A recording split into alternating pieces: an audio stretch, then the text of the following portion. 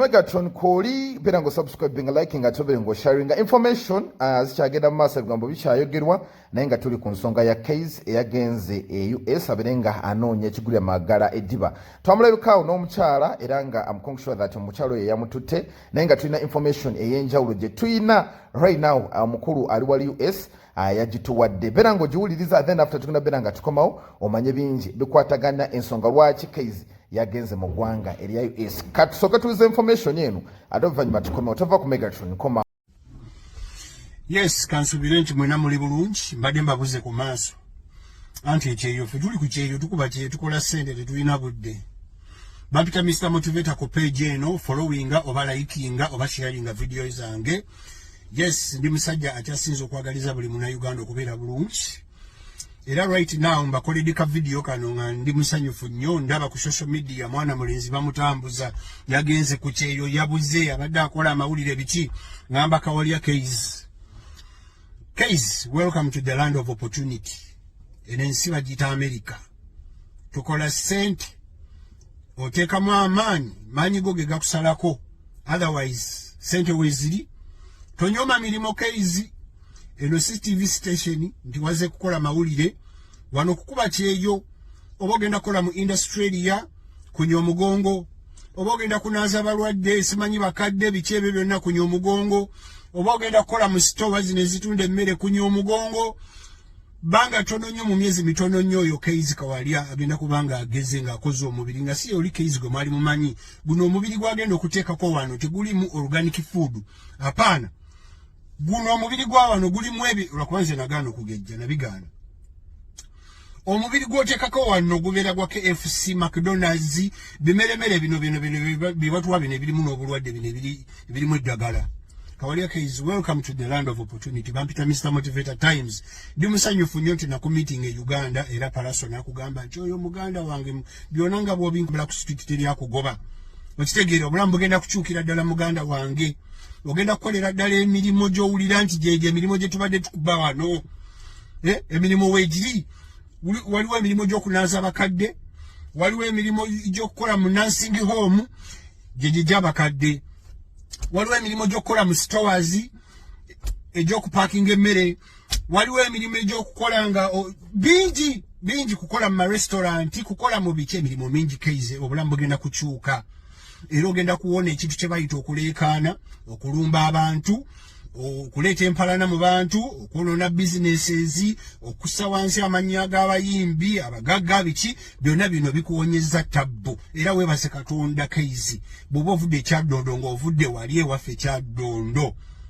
Katonda mwebaze ofukamire wansi nti ofunye chansi n'okozesa ne opportunity y'okubeera nti obadde ku TV station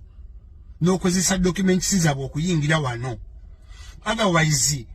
Katonda yandibadde akuvaamu ng'omaze okukola empalana ovumya abantu okoze obuvuyo oleetedde abantu okwewalana business ozisudde weesange ng'oli ku street nga n'omulimu gwa TV gwakugwako era eno advice nagiwa buli muntu abeera ku page yange ku Mr. Motivator Times nti kozesa opportunity eyo bw'oba ng'olina omulimu omulungi tobeera comfortable ku mulimu ogwo okitegeera beerawo ne plan B things can change anytime okitegeera bw'oba ofuna ssente ennungi bw'oba oli mugagga bw'oba ozimbye ennyumba ennungi beerako ne byeweeyongerako kubanga ebintu bikyuka beerako ne plan B A B C byonna bibeere nga weebiri mu bulamu. This is what I preach here. I motivate people okay about life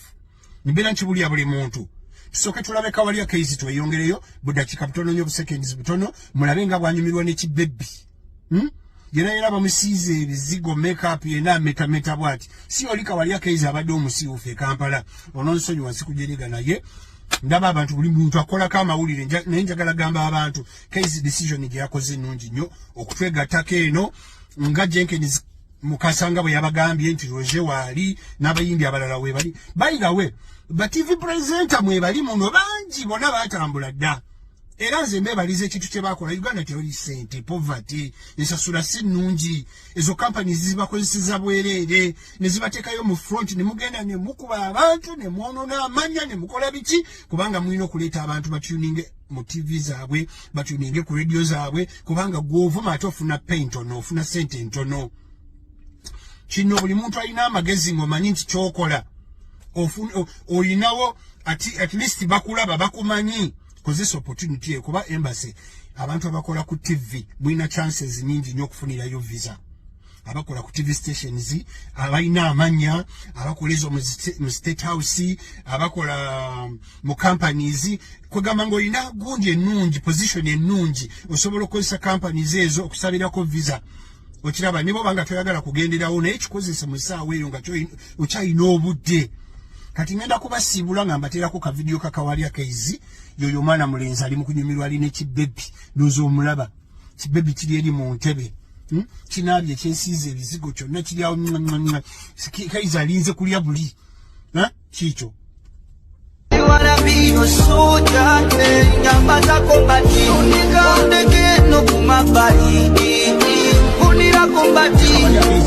birungi byonna nyumirwa kibbebi kyo nga bw'onoonya n'emirimu wano tetwebaka oyo omukazi ogenda kumunuuna ddakiika 2 ajja kuba yeekyusiza dda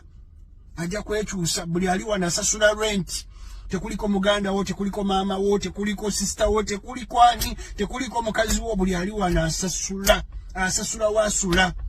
eryo essanyu olifuna nga wakatuuka n'onyumirwa kibbebi ne mutambula ebifo byonna kabanga katono nnyo eryo essanyu lijja kuba likendedde naye nze nkwagaliza ebirungi saagala ku discourage nga njagala ku encourage nga nkiteekamu nnyo amaanyi onoonye emirimu otandike okukola n'abakazi wano baagala abantu abakola ajja kunyumirwa nnyo nga naawe okola obudde bujja kutuuka nga gwosasula rent weka mubeere bulungi kawalya Kayz Mr. Motivator Times. Follow my page, follow me and I'll follow you back. Thank you very much. Megatron Koli mwana mulenzi kawalya Isaac Kayz ali mu mbeera ya kwejovana yeeyagala alyanga akozaana n'owebwa embeera kwegamba ya mulembe nnyo okuva yagenze wali mu ggwanga erya US era nga yafuzeeyo kipigde mama I'm quite sure that kyekyamututte nina information ega sikuwaayiriza ono omukyala abadde naye era abadde amusindikira ssente mpola alina n'emmotoka eyo gye yagula eya Mark X mukazi kigambibwa nti pikide mamono era omanye mawulire temuli ssente olina kukola mikwano connections amawulire gano that's why abantu ebiseera ebisinga balaba bannamawulire nga babuuka nnyo ne bavaako mu ggwanga lino ne beeyongerayo amawulire service tojja kufunamu musaala gugenda kugaggawaza naye connections z'ofunyeemu n'emikwano gye gikujja ku level emu okutuuka ku level endala kati Kayz ono yali yafuna dda oluwombo lwe ng'alyako mpolampola luno si luwombo lwa busaabala luwombo luno lwe yafuna bannange lw'amasavu ate akati saawa eno abantu abali awo abweru olaba batwetaaga nnyo fe abali eno kuba kaakati amaanyi ge tulina gansuso bwe nkukwatako bwe nti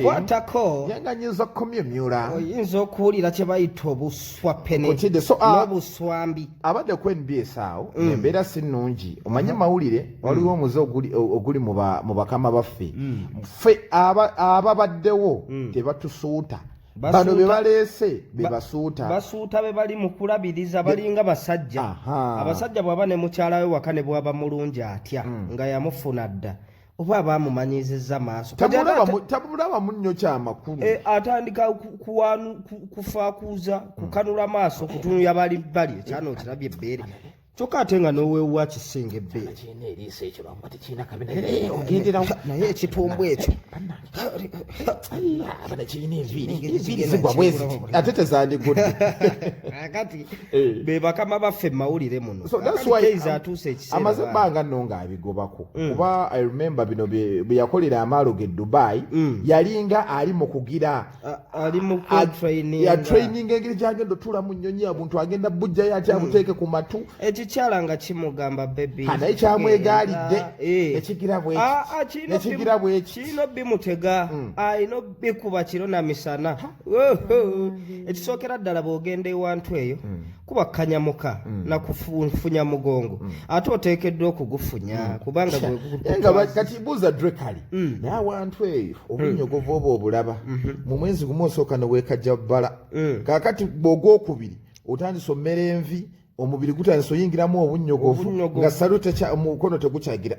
omukono nga tegukyasimba bulungi nakakongo so nabwe kityo oba olina okulabika nti werefreshinga olaba abaana ebiseera ebisinga kyebakola omanya ekikutwazizza buli woomanya kiki ekikusibye ewantu era ekikutadde awantu nawe making sure nti okimaintaininga